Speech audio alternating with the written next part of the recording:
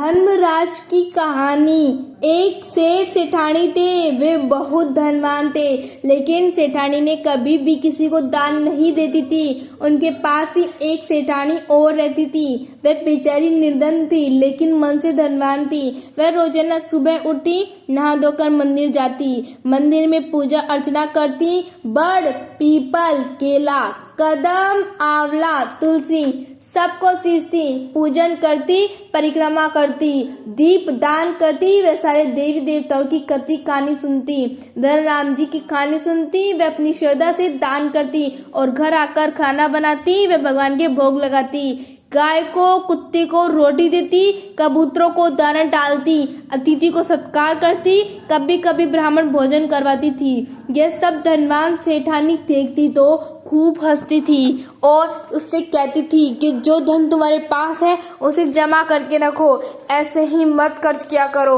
दिन भर कुछ न कुछ करती रहती हो, इससे तुम्हें क्या मिलेगा? ये सब तुम क्यों करती हो? ऐसे बालकर उसकी मजाक बनाती थी और खुद कुछ भी कार्य धर्म पुण्य के नहीं करती थी। गरीब सेठानी धनवान सेठानी को समझाती रहती थी कि बहुत पैसे वाली हो, कुछ धर्म अपने हाथ से क्या करो, भगवान को क्या जवाब दोगी? ऊपर जाने पर तुम्हारा धर्मराज जी लेखा जोखा लेंगे और तुम्हें सजा मिलेगी। लेकिन धनवान सेठानी तो उसकी हर समय मजाक उड़ाती रहती थी। थोड़े दिनों बाद दोनों को भगवान के घर से बुलावा आ गया। दोनों जाने लगी तो धर्मात्मा सेठानी के लिए तो विमान आ गया और वह विमान में बैठकर बेखुन गई और धनवान सेठानी को यमदूत मारते हुए ले गए।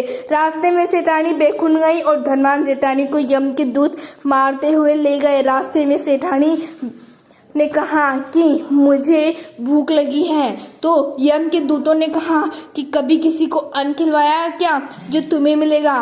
थोड़ी दूर गई, फिर बोले कि मुझे प्यास लगी है, तो यमदूत ने कहा कि कभी तुमने किसी को पानी पिलाया था क्या जो तुम्हें पानी मिलेगा?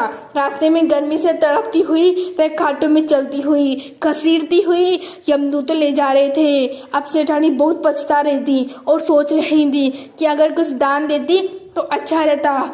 बहुत सारा धन था, फिर भी कभी किसी को दान नहीं दिया। थोड़ी देर में यमराज का भवन आया। उसने देखा कि धर्मात्मा बुढ़िया को भगवान के पास सिंहासन मिला है और वह आराम से खा पी रही हैं। उधर उसको तपते कुंड में डाल रहे थे। अब धनवान सेठानी बहुत प्रार्थना करने लगी कि एक बार मुझे पृथ्वी पर वापस भेजो कि मैं धर्म पुण्य करके आऊं। भगवान ने उसके वापस शरीर में प्राण डाल दिए और वह उठी, नहा धोकर भगवान की पूजा पाठ, यज्ञ हवन, ब्राह्मण भोजन, गौदान किया, जगह जगह प्याऊ लगवाई, भंडारे किए, वह धर्मराज जी की कथा कही।